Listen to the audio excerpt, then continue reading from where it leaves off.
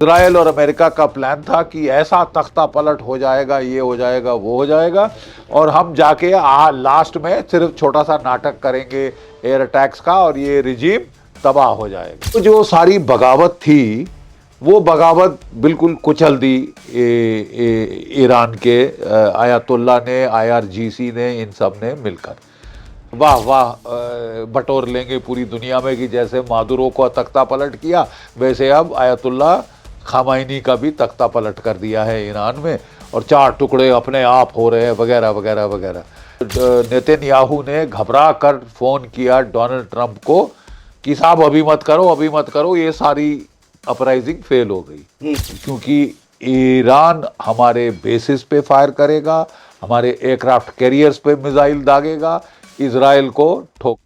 नमस्कार, नवभारत टाइम्स आप देख रहे हैं। आपके साथ मैं हूं विनीत त्रिपाठी, मेरे साथ major general JD Bakshi sir यहां पर मौजूद है। और जिस तरह से पूरे इस समय वैश्विक हालात चल रहे हैं, अमेरिका ईरान को लेकर हो, चाहे पीएम मोदी की इजराइल विजिट को लेकर भी विश्व भर की मीडिया में चर्चा का विषय बना हुआ है। दूसरी बार पीएम मोदी इजराइल दौरे के लिए रवाना हुए।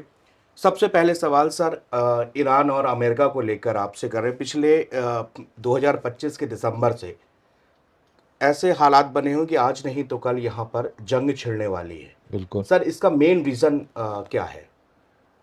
देखिए, रीज़न तो बहुत है। 1979 में जब वो क्या कहते हैं ईरानियन रेवोल्यूशन हुई थी, तब से अमेरिका और ईरान में तो खासी खुंदस है।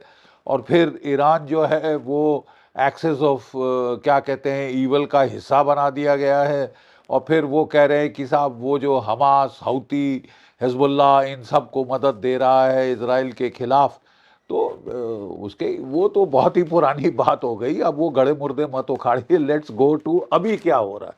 मैं बताना चाहता हूँ कि देखिए अभी ये जो जनवरी का महीना है, इज़राइल की मोसाद, अमेरिका की सीआईए और जो क्या कहते हैं ब्रिटिश MI6, MI5, इन लोगों ने मिलकर वो जो है ईरान की करेंसी को डीस्टेबलाइज कर दिया पूर्ण रूप से। हाँ, जी। उनकी पूरी करेंसी डीस्टेबलाइज हो गई और मतलब $1 वर्थ बराबर हो गया 1.5 लाख रियाल। रियल। और क्वाइट ऑब्वियसली इकोनॉमी हिट हुई बुरी तरह से। तो उसका मुद्दा हिट करने का ये था कि ईरान के लोग नाराज हों, आग बबूला हों, और उसके चलते ये जो है वहाँ पे बगावत हो। और इजराइल और अमेरिका का प्लान था कि ऐसा तख्ता पलट हो जाएगा, ये हो जाएगा, वो हो जाएगा, और हम जाके लास्ट में सिर्फ छोटा सा नाटक करेंगे एयर अटैक्स का और ये रिजीम तबाह हो जाएगा। यानी the regime will fall, they will be a regime change in Iran, और हम ईरान के 3-4 टुकड़े कर देंगे। यानी बहुत ही महत्वाकांक्षी प्लान थे। अनफॉर्चुनेटली या फॉर्चुनेटली फॉर ईरान ये कख नहीं हुआ ऑन ग्राउंड। उन्होंने कोई 40-50 हज़ार भेजे थे, कौन से, ये स्टारलिंक टर्मिनल्स, कि भाई ये लोग नेट जैम करेंगे तो आप स्टारलिंक टर्मिनल्स पे हम अपने लोगों से बात कर लेंगे, CIA, मोसाद वगैरह। वो रूसियों ने स्टारलिंक टर्मिनल जैम कर दिए।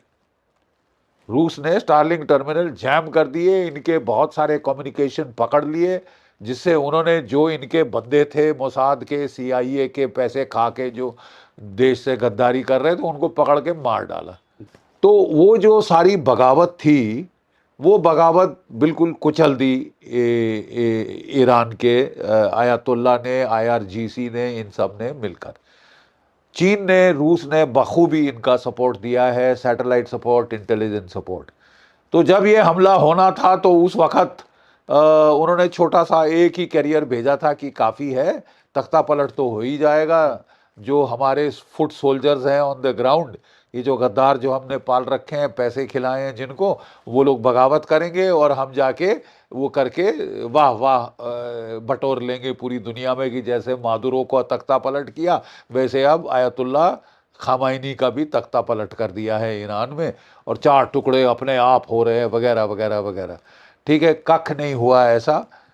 जब हमला होने वाला था तो नेतन्याहू ने घबरा कर फोन किया डोनाल्ड ट्रंप को कि साहब अभी मत करो, अभी मत करो, ये सारी अपराइजिंग फेल हो गई, सारी अपराइजिंग फेल हो गई है, तो कुछ मत करो, क्योंकि अभी मैं तैयार नहीं हूं, क्योंकि ईरान पलटवार करेगा, ईरान का कोई नुकसान नहीं हुआ है, वो पूरा सक्षम है पलटवार करने में, और 700 मिसाइल तक मैं बर्दाश्त कर सकता हूं, लेकिन अगर उससे ज़्यादा मिसाइल फायर किए तो इजराइल को बड़ा नुकसान होगा भारी, तो आप ज़्यादा भेजिए, कैरियर भेजिए, एक और भेजिए, और पेट्रियट और थर्ड शार्ड भेजिए, ताकि हम जो है बचाव कर पाए अपना, मतलब वो तैयार नहीं थे।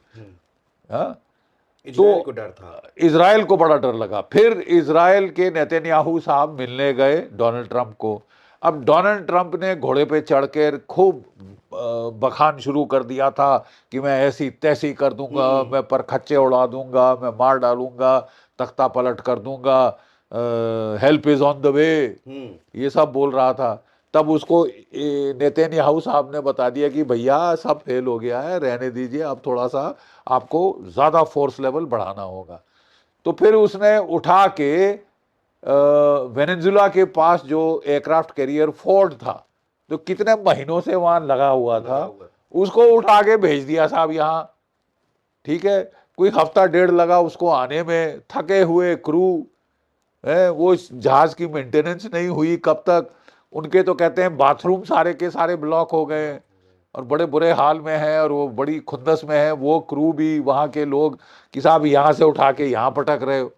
ठीक है, और अब जो है अमेरिका के जो chairman joint chiefs of staff हैं, केन साहब, जनरल केन, उन्होंने डोनाल्ड ट्रंप को बता दिया साहब मेरे आका, आपने जो हुक्म दिया हमने उसका आदेश का पालन किया है, हमने एक और aircraft carrier Gerald Ford Abraham Lincoln already वहाँ पे है, एक और एयरक्राफ्ट कैरियर भेजा है, और जहाज़ भेजे हैं, बहुत सारे प्लेन भेजे हैं, अब मैं तैयार हूँ एक माइनर या मीडियम स्केल स्ट्राइक के लिए। है, मैं तैयार हूँ माइनर या मीडियम स्केल स्ट्राइक, लेकिन मैं आपको चेता देना चाहता हूं कि इसमें अंदेशा है कि अमेरिका का नुकसान हो, क्योंकि ईरान हमारे बेसिस पे फायर करेगा, हमारे एयरक्राफ्ट कैरियर्स पे मिसाइल दागेगा, इजराइल को ठोक देगा। ठीक है साहब, नुकसान बहुत होने के चांसेस हैं, हमारे अमेरिकन जाने जाने के चांसेस हैं। मिड टर्म इलेक्शन का साल है, इसमें आपके कुछ भी बॉडी बैग्स अमेरिकन वापस आ गए तो डोनाल्ड ट्रंप साहब का कैरियर, पॉलिटिकल कैरियर तो आप खलास समझ लीजिए। अब डोनाल्ड ट्रंप साहब को समझ नहीं आ रहा है कि वो करे तो करे क्या। वो चाहते थे एक सस्ती विक्ट्री, चीप विक्ट्री, जिसमें कुछ करना ना पड़े, और साहब हम जो है रगड़ दें, जैसे वेनेजुला को रगड़ा वैसे हम ईरान को रगड़ दें, और मेरी वाह वाही हो, हर जगह तारीफों के पुल बन जाए। उनको बड़ा शौक है टीवी के सामने पोज करने का, ये वो करने का। तो अब उनको समझ नहीं आ रहा कि मैंने इतना कुछ बड़बड़ कर दिया दुनिया भर के सामने, रोज तो जाके वो 10 बार तो बयान देते हैं, रोज 10 बार बयान देते हैं। ठीक है, अब ये एक प्रेसिडेंट के लिए कहाँ तक जायज़ है, कहाँ तक उपयुक्त है, ये तो साफ दिखाई दे रहा है कि नुकसान हो रहा है।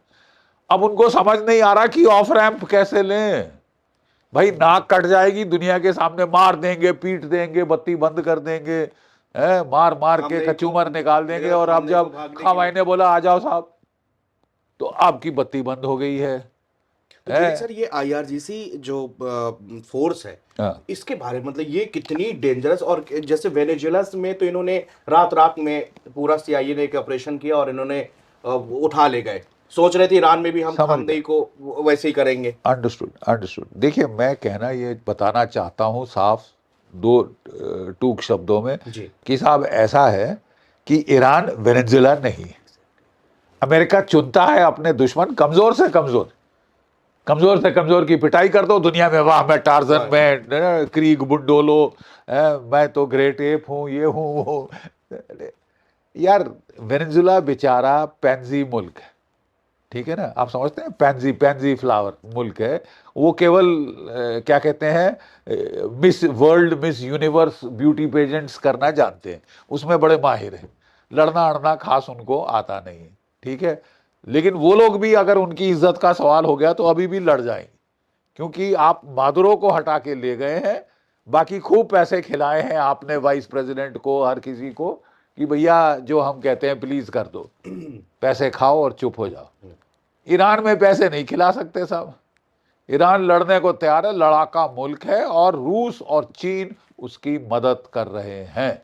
ईरान के पास 3000 मिसाइल्स हैं, ठीक है साहब, और वो कह रहा है ठीक है साहब आप आओ, हम तो डूबेंगे सनम, तुमको ले डूबेंगे, हम जो है खाट खड़ी कर देंगे, तुम्हारे जो भी बेसिस मिडिल ईस्ट में है उनको हम ठोकेंगे।